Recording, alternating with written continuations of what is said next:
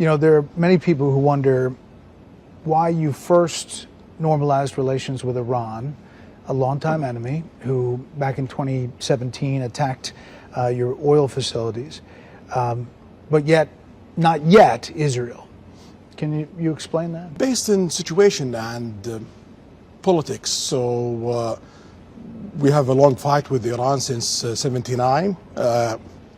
We don't want to be that the norm in the Middle East. If there is opportunity to shift that and to go to prosperity and interest and working with Iran and working with other Middle Eastern, bringing Iran to work with the Arab world, with the Middle East, why not? So the Iranian reached to the Iraqis in 2020. The Iraqis talk to us. They start to do that kind of negotiation.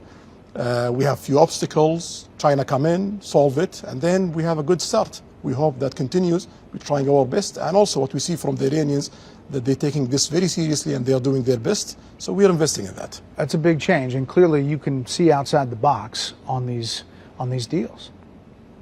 You know, you can look to that. Are you concerned, though, Iran gets a nuclear weapon, about them getting a nuclear weapon? Well, we are concerned of any country getting a nuclear weapon. That's a bad move, and you don't need to get a nuclear weapon because you cannot use it. Even if Iran gets a nuclear weapon, any country use a nuclear weapon, that means they are having a war with the rest of the world. The world cannot see another Hiroshima. If the world see 100,000 people dead, that means you are in a war with the rest of the world. So it's a useless effort to reach a nuclear weapon because you cannot use it. If you use it, you got to have a big fight with the rest of the world. If they get one, will you? If they get one, we have to get one for security reasons, for balancing power in the Middle East, but we don't want to see that. Yeah. Just a couple more things on Iran. Do you think it was a good idea for the U.S. to allow Iran to access that $6 billion in exchange for the 5 American hostages? You know, you cannot say it's a bad or good policy, but what I would say that it's a step. I hope that the Iranians show that getting that $6 million and getting those American backs, it's worth the effort, because that will encourage the world to do more. What would it take for you to agree to normalize relations with Israel? Well, there is approach from President Biden administration to get to that point. For us, the Palestinian issue is very important. We need to solve that part, and we have a good negotiations continue till now. We gotta see where it will go. We hope that it will reach a place that it will ease the life for the Palestinians and get Israel back as a player in Middle East. There were reports that you had suspended talks. No, that's not true. Not true. So you think, if you were to characterize it, are you close? Every day we get closer.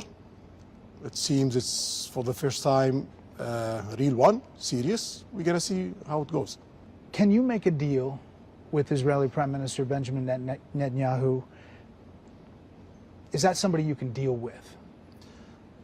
Well, in Saudi Arabia policy, we don't interfere of who's running each country, who's there. We work with him. Now we don't have a relation with Israel, but if Biden administration succeeded to make, I believe, the biggest historical deal since the end of the Cold War, then we're going to start a relationship, and that relationship gonna be continuous regardless of who's running Israel. So, I mean, he's 73, you're 38, but you think maybe there's a chance that you could deal with him? If we have a breakthrough of reaching a deal that give the Palestinians their needs and make the region come, we're gonna work with whoever's there. And do you think that the perception of Saudi is changing? Do you sense that? Well, I hope that's happening, but for us in Saudi Arabia, we don't look at that. For us in Saudi Arabia, when we do change, we look to our needs, to our people needs, and to our economy needs. If it changed perspective positively, great.